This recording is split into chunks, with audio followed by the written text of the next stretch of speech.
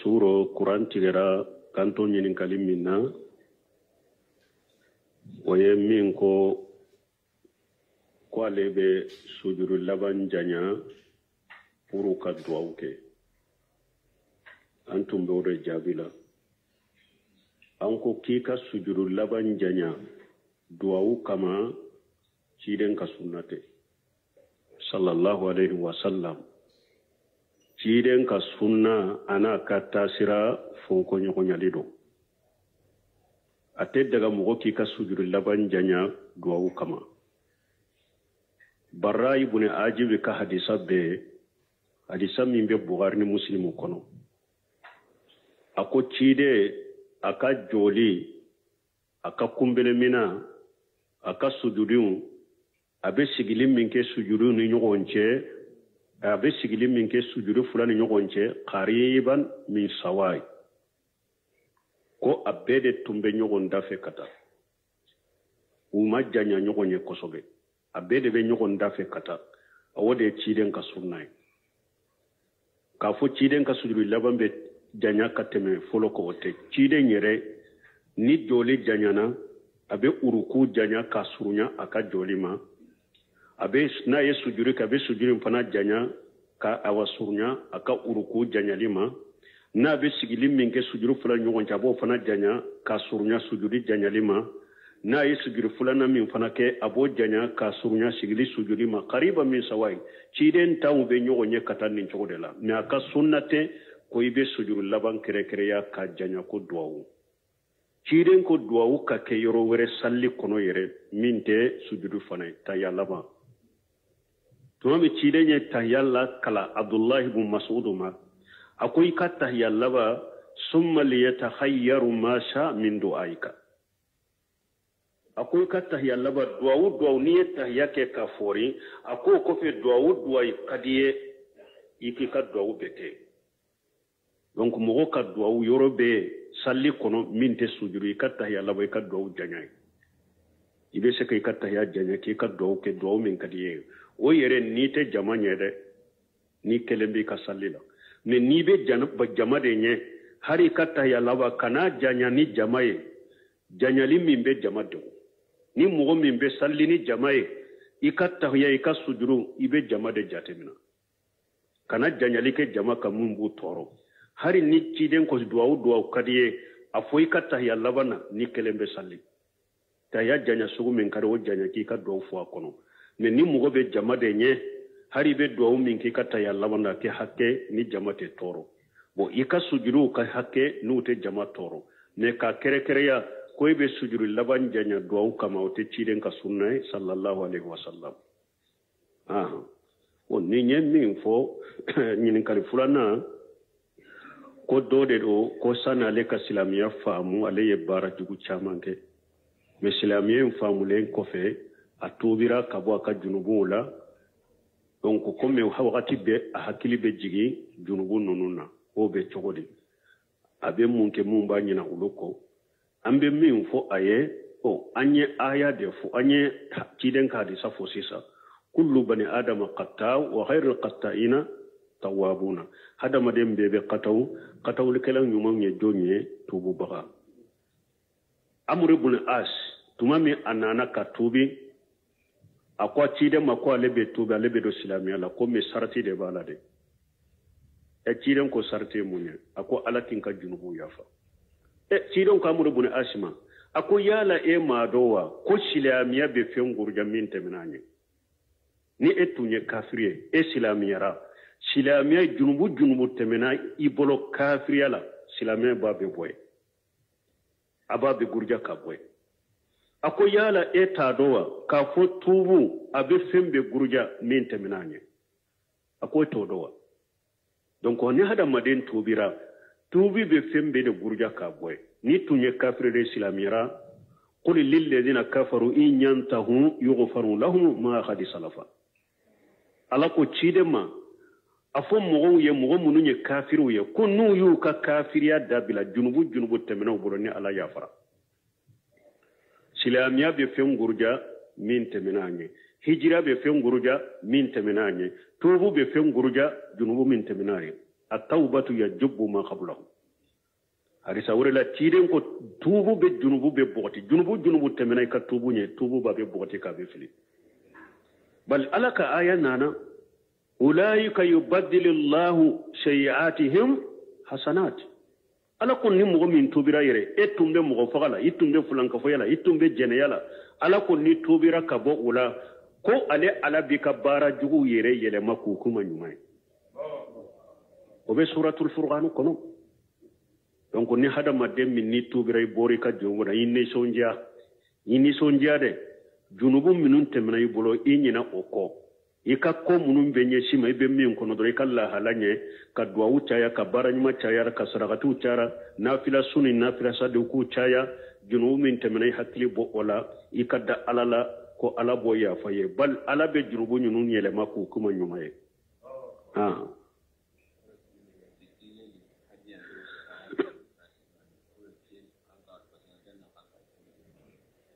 ko hadiya ani sadakati ifaranfansa jumai alhidaya alhadiyatu oye munye hadiya beke mugode sebe minye nyema bado ube setigi bado e ba fe puru ikse ini nyema nkase ka gere nyegona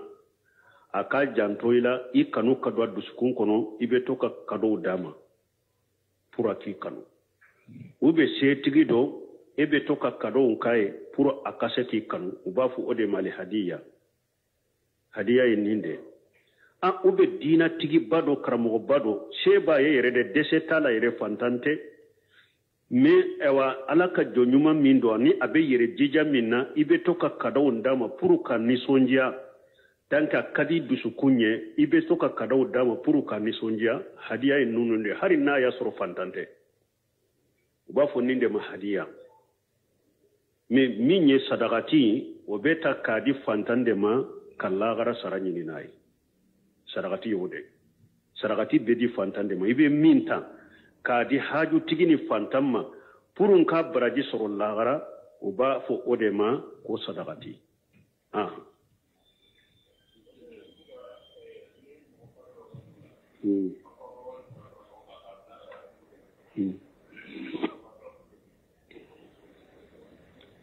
koni mogo fatura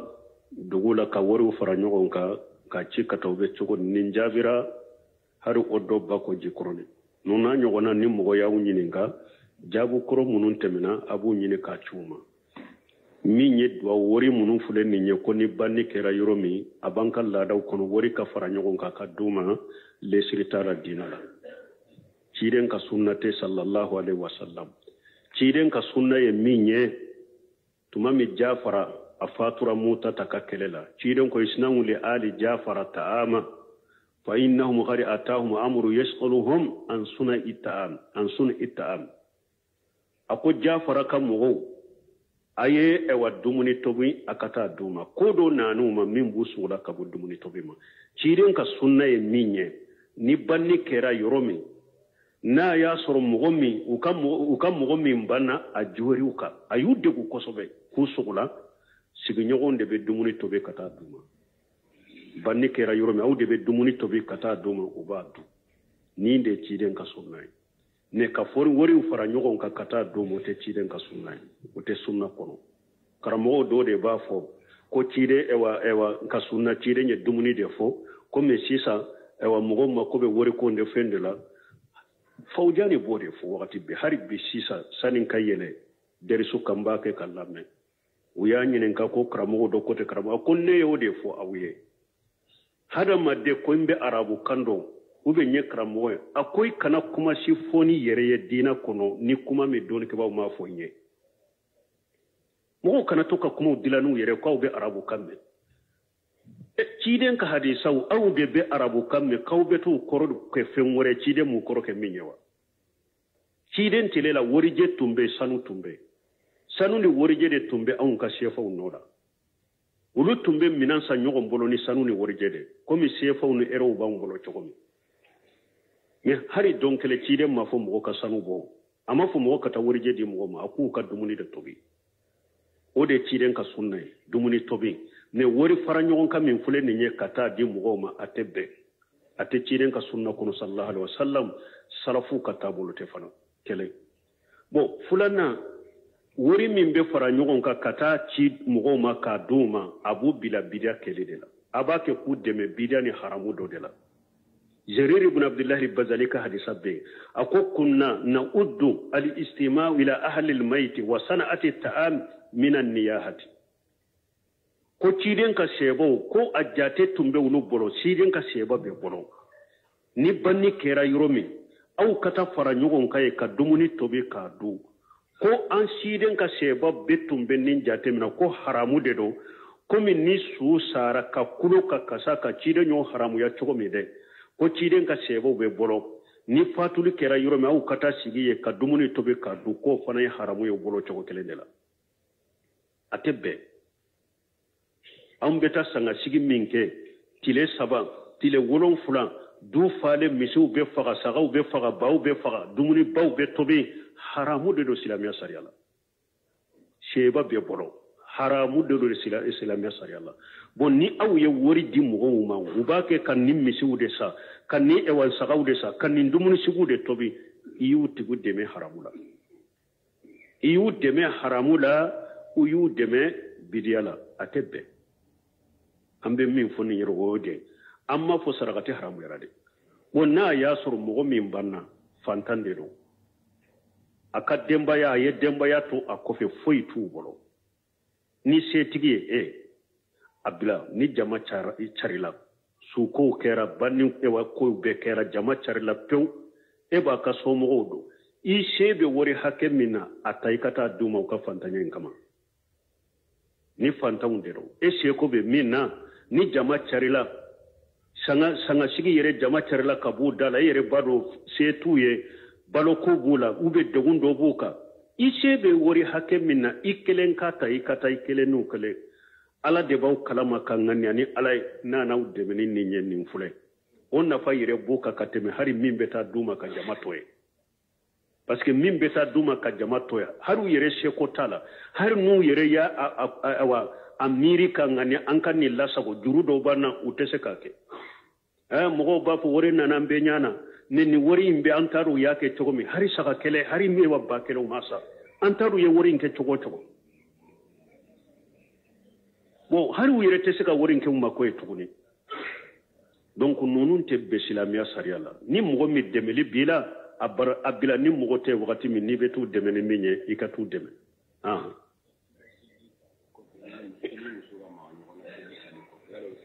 ko saliji talen kɔfɛ ni muso ka ma ɲɔgɔn na u bɛ saliji tiɲɛ o tɛ saliji tiɲɛ tant que ni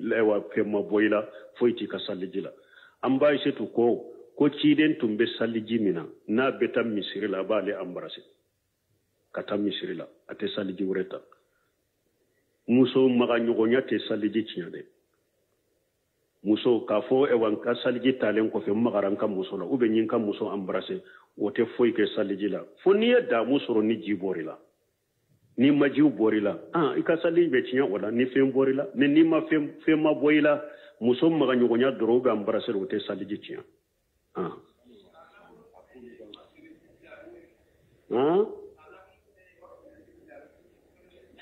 ka mun kɛ o tɛ foyi kɛ ka saliji la olu ni saliji tɛ ɲɔgɔn sira la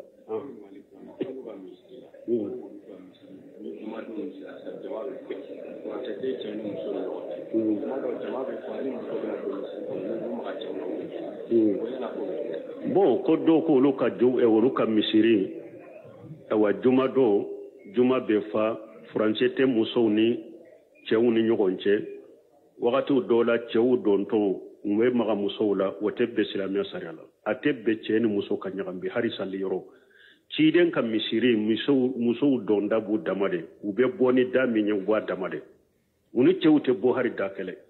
Umu Salama ta ko fana ko ni ciden ye salamu bila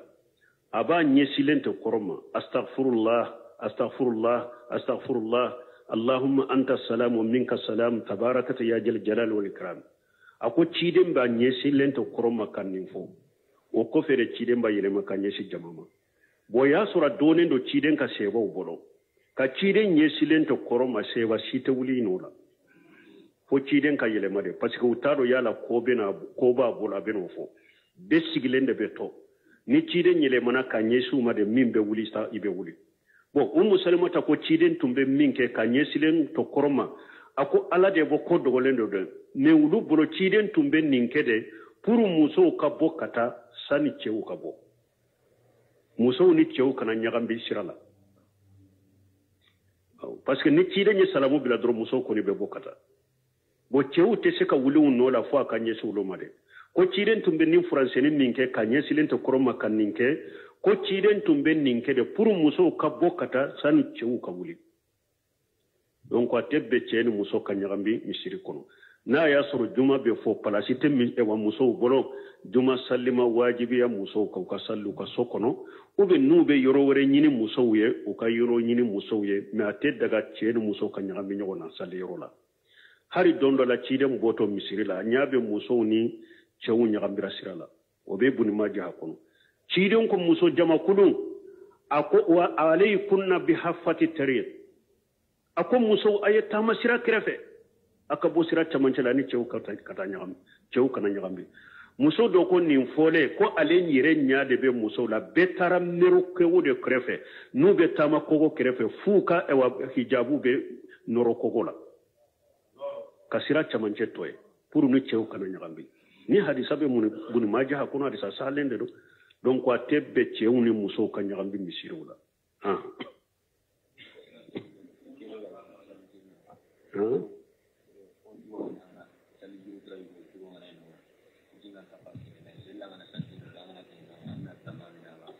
bo konni joli bila ika salijita yorola ni jite sika magala ibe munke na be se ka salo iba salo ibe sufe to ibe uluko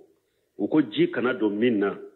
ewa ni alankolo do bandita la ma fenke ka datugu ni bolo be se ka tema ka salo asalo ni ote se ka ke ni be se ka kole daka ube ka bandi daka ka saloli kole ni bandinka iboke ka saloli kaka ni osi te se ka ke de sa maga te se ka kala pew ji te se ka magala ate se ka ko aywa allan kolo adayele ate se ka salo ube har ni bandi no femba go maga de kanake alela pew yere so few to be salije ta uluye na ale be farda yoro la ni na ale ka yoro la ni maga te se ka ke alela ibe tayamamu kale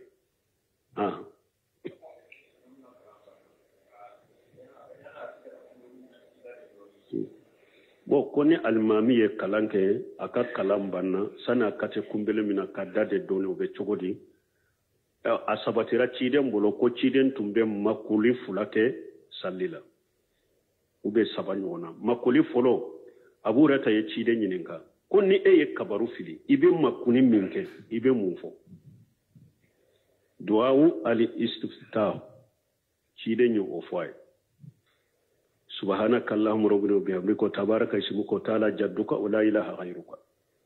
cidon ko benninde fo ni do wore be ani nin tekelejo cidon ko benninde fo ni nyemma ko ni doye woni ciden kala nafara ako wala akalana suratul fatiha ya kala ka wala dallina fo aba makku doni me do be makuni minke fo almami ko fe mo ka fatiha kala o ko fe na sura wore ta ciden kam makuni tunteja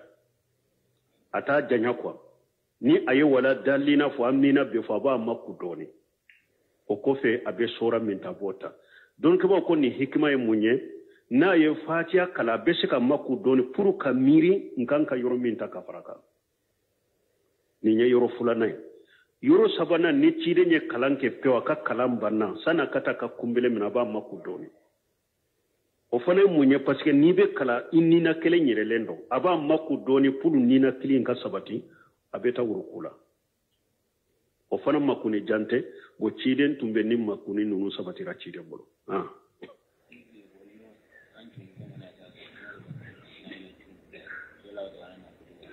bo koni isunendo winana wali madima be daga ka tiga ciden kon nafila sumba bi kaswala Waalaikum salam.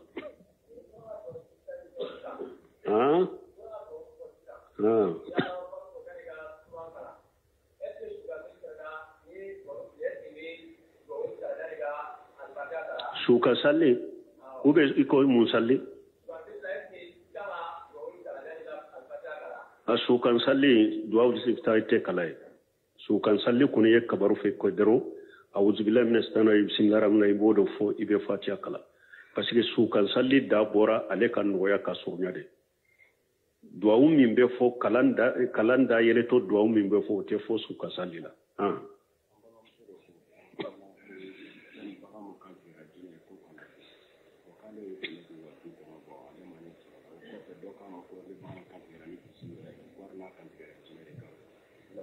bon ko an ko ni bagan kantigele ni fenwore minte alaye ko kanadu ko ale yo kele ka ka so kono ko desira ko doko na kantige ni hari fenwore de ni ala to fora la basi tala tigi ngalo fi critique ngalo o ma jubiha ala nusubi ni ala ko ma jubiha ala nusubi fenwo fen kantigera boli ni setane de hari ni ala to fora ka o ye jifade hari ni ala togo foraka tanka kantigire boli de ube akantigira setane de akantigira jinna de hari akantigire to ni ko bismillah o yede o ma jubi hala nusubi jifaru mo kanadu togo ya fulana o ma uhilla li ghayri allah bihi fendo fana be akantigira ama akammatige boli yere yede mi akantige to iko ya fulana ye fen kantigo fana jifay hari na makantige boli la ala ko fengo fe akantige to ni fengore to de fora kantige lila minte alay o fana jifay ya wali fulana ibe baka kantige to ya wali fulana ya kantige jifado hara kana kantige boli la min ni fengore min tawo wera la minte alay ala ko jifado akana du nin kantigere boli fana la shetane la kaburu la hari ni ala togo de foray o ma jubi hala nusibo fana jifay mo kana do atebe mi nye mi fo yengalon fo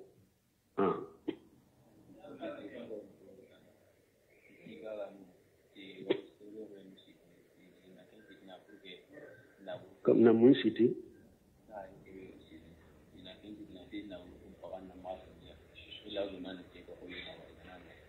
bon nous de mun fo ko mo do baga sogo fagalaw do be sabe mbula ko lu be sabe musiri pour baga unde kana fenkula kana sogo sabolo sebe be mo la nyode fo sebe nya fulan ka fo ya donani haklina adolani haklini sabe ko ni de drolimbila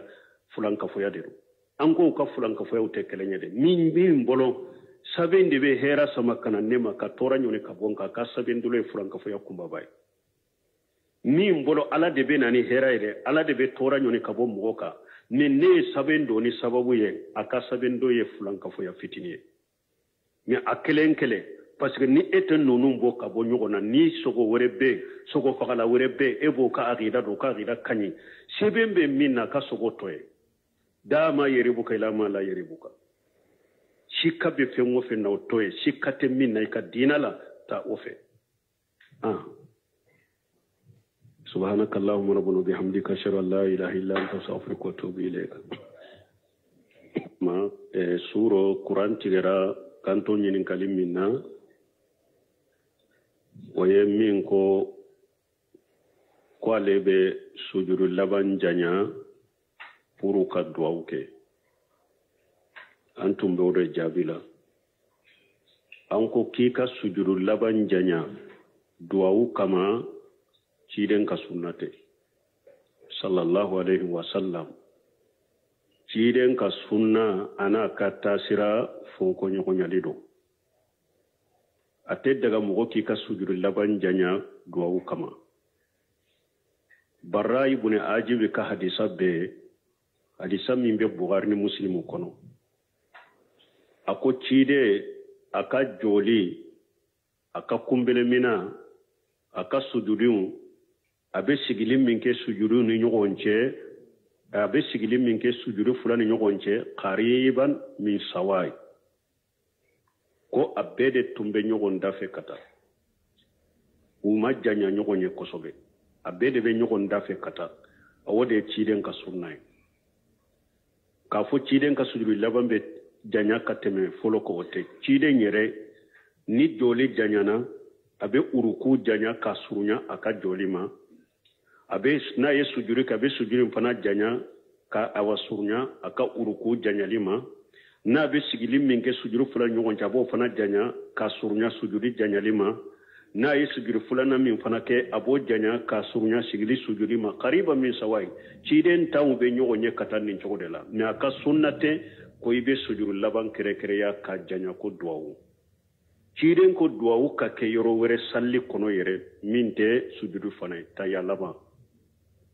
tuma min ciden ye tahiyya la kala abdullahi ibn mas'ud ma akwai ka tahiyya laba summa liyatakhayyaru ma sha min du'aika akwai ka tahiyya laba duwawu ni tahiyya ke ka fori ako ko fe duwayi kadiye iki ka duwawu beke donc mogo ka duwawu yoro be salli kono min te sujuru ka tahiyya laba ka duwawu janya ibe se ka tahiyya janya ke ka duwawu min kadiye o yere ni te jama nyede ni kelembe ka salli la ne ni be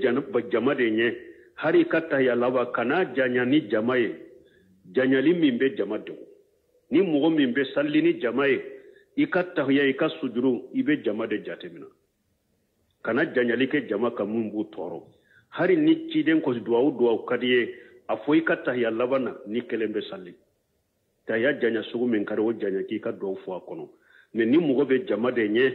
hari be duwawu min ki ka tahiyya labana ke hakke ni jama te toro bo i ka sujuru ka hakke nu te jama toro ne ka kere-kereya ko be sujuru laban janya duwawu kama o te ciden ka sunna sallallahu alaihi wasallam o ni nye min fo ɲininkali fulana ko dɔ de do ko sani ale ka silamiya faamu ale ye baara jugu caman kɛ mais silamiya in faamulen kɔfɛ a tuubira ka bɔ a ka junubuw la donc komi wagati bɛɛ a hakili bɛ jigi junubu ninnu na o bɛ cogo di a bɛ mun kɛ mun b'a ɲina olu kɔ an bɛ min fɔ a ye an ye aya de fɔ an ye ciden ka hadisa fɔ sisan kullu bani adama qattaw wa khairul qatta'ina tawabuna hadamaden bɛɛ bɛ